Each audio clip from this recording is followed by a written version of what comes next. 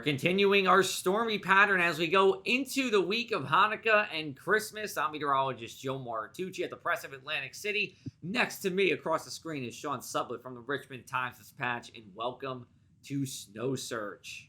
Sean, we are staying active as we go into the second half of the month. As we talked about in previous Snow Searches, what's going on? The time is almost here, right? We've been itching for the colder weather to get here, and now it's finally on our doorstep. The big trick now is with the colder air that's likely going to be here for 2 or 3 weeks. How much luck are we going to have getting a storm to link up with that cold air and produce some significant snow? And we think it's a challenge, but we do think there's some opportunity, right? Opportunity, right? And as we said last week, depends on how you look at it. Could be a good thing, could be a bad thing. But let's just talk about Snow Search real quick. This is when we're searching for our winter cold and storms 7 to 11 days out. We're only looking at general trends. We're not going to tell you that on Christmas Eve there's going to be 8 inches of snow at Sean's house in Richmond. We will just tell you generally what we believe is going to happen. And we can do that. Even though our forecasts only go out to 7 days on richmond.com, pressofatlanticcity.com, we can give you general trends longer than that. And that's what we're doing here as we go into our Snow Search. Before we go into next week, do we just want to briefly talk about the later part of this week?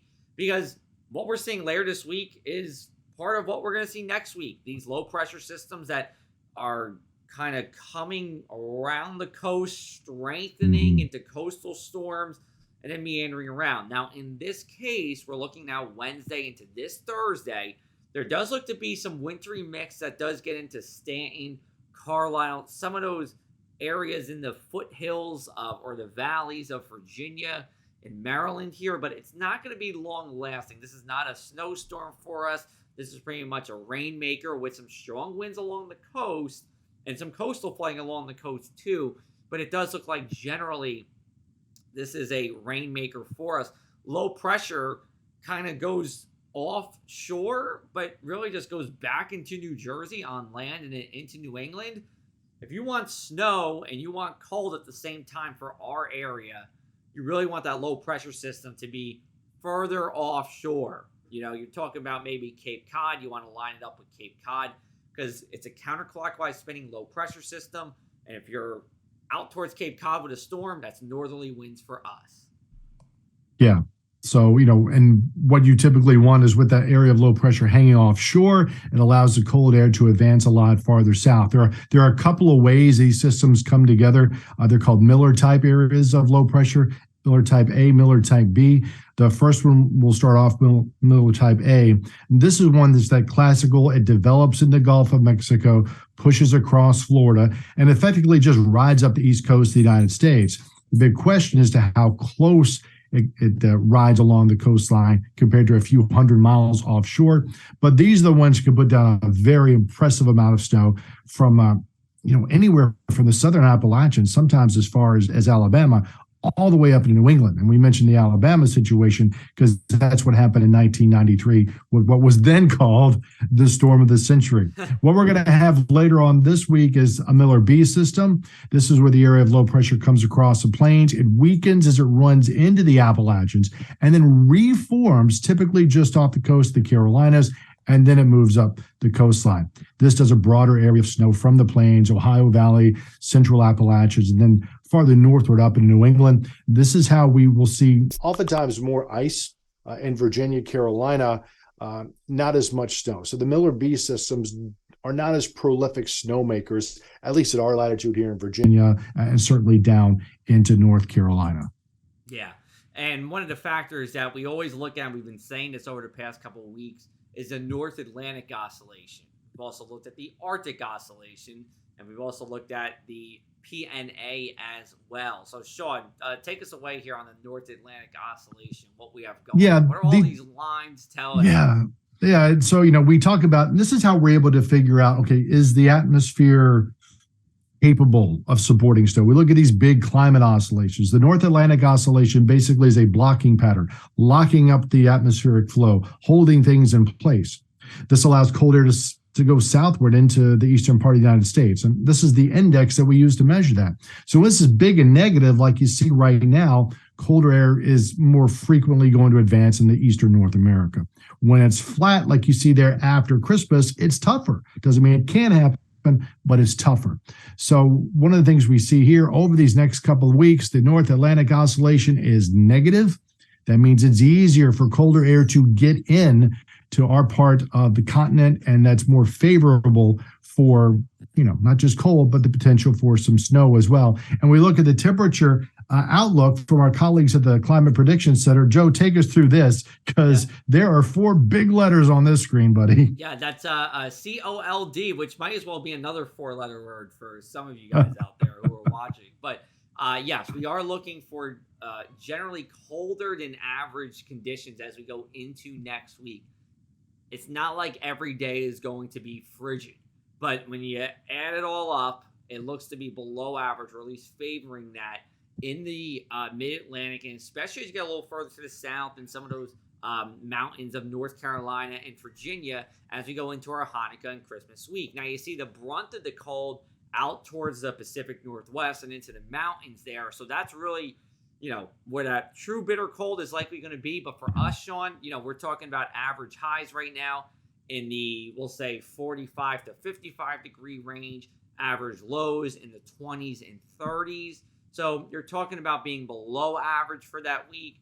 More of a shot for, hey, maybe there's a day where we don't get above freezing in, southern New Jersey. But in Richmond, we might not get above 40, and then low temperatures into the teens, especially in those mountainous areas and some of the valleys as we go into, again, next week. So we take a look at our longer range, upper level pattern to show you what's going on for next week. And you're going to see these low pressure systems kind of just scoot across the northern tier of the country. Now, what that means is that even though we are going to be stormy, there is also the potential for this to end up being so far north that either we miss it or we stay on the warmer side of this. So this is the 18th into the 19th. It says the 18th here, but we're going to go into the 19th with this. This is a low pressure system that is going to make its way generally up the coast, but go in just a spot that is going to stay, favorable for more rain than snow, with the exceptions of some spots inland. Now we make our way a little bit further into the week. This is December 20th, going into the 21st. You see a low pressure system cutting through the Great Lakes into New England. That's likely going to just miss us here. And then we go until the 22nd. And, computer models don't go out much further than the 22nd here, at least what we have available to you. But you see that low pressure system digging a little further to the south compared to those previous 2 low pressure systems, more in Denver and into Wyoming. And what that could mean is that we have a better potential for, hey, maybe this thing digs far enough south, goes offshore, and we talk about the surface low pressure system in a position where, yes, some snow and some cold could combine here. I don't think we're expecting an all snowstorm for Christmas into Christmas, or Christmas Eve into Christmas, but at least the potential's there. And speaking of potential, Sean, let's just look at the chance for a white Christmas, because many of us are dreaming of it. Do we actually see it in the Mid-Atlantic? Yeah, and this is historically, or what we see climatologically on any given year. The odds, no, they're not generally good from South Jersey all the way to Carolina. It does change as you go into the interior part of the Northeast, Carlisle, Harrisburg, into State College, and certainly the ski areas there in Pennsylvania and West Virginia. The chances are a little bit better, but no place there is a chance much about 30% or so. So always have to temper expectations before we get too excited about the opportunity for a white Christmas this far in advance. But as the old movie line goes, so you're saying there's a chance? So until we get a better handle on whether or not what that system on the 24th, 25th, 26th is actually going to do, we certainly just can't rule it out just yet. But I think, as you alluded to, Joe, after we get past this one system, this week, there's really 2 to focus in on. The one on this thing going through this week is just wet. Then we have this thing 19th, 20th, 21st, which is awfully weak. And then we look at that bigger system right around Christmas Day. Yeah, pretty much. And then again, just to talk, we were saying with those temperatures, likely to be colder than average throughout this period. Not every day. We don't want to hype up this big cold snap. but generally we're going to be below average when you add up Sunday, Monday, Tuesday, Wednesday, Thursday, Friday, Saturday, as we go into again that week of Hanukkah and Christmas here. So Yeah. that So is real your quick, hop in. real quick, Joe, real quick. Do it. Just for my friends in Virginia, Carolina, that means there's going to be a handful of temperate days where it doesn't get out of 30s, and do look for some teens, not widespread teens, at least a couple of nights they're going to get down to the teens between the middle of the month and New Year. So again, not break your pipes kind of cold, but colder than we've been. So thank you, Joe. I appreciate your indulgence. Anytime, Sean. Anytime, man. So before we wrap up, we've been doing this a couple of weeks. We want to make it a little, more exciting, especially on those boring snow search weather weeks. So we are going to do one thing that we've been searching for over the past week, weather or otherwise. I'll start. I'm looking for a Rutgers men's basketball win because we have had 2 close losses, and that hurts. But really, it's been based on some questionable calls here. There is a pretty good case that when they played Ohio State and then Seton Hall, that there was a questionable pass or someone was out of bounds and then came back in bounds, and really those baskets shouldn't have counted.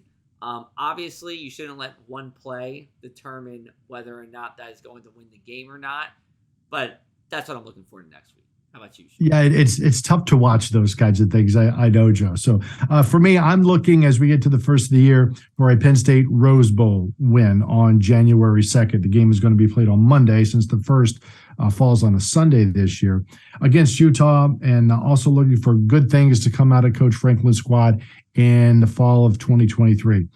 Franklin's taking a little heat, to be sure, because he has trouble with Ohio State and Michigan, but they're beasts.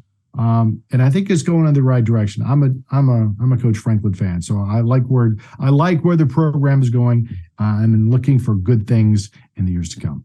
Perfect. Well, we'll see what happens in sunny Pasadena, California for the Rose Bowl there. Always beautiful. Yes, You got the mountains, got the sunset there. It's all looking good. So that is our snow search for the week of December 18th, everybody. We'll be back with you next week. And as always, you can follow us on the socials. You can find it all above our heads right here. And we will talk with you guys throughout the week on our websites, of course, about the 7-day forecast. And again, we'll be back here with snow search for you as we go into next week. Take care, everybody.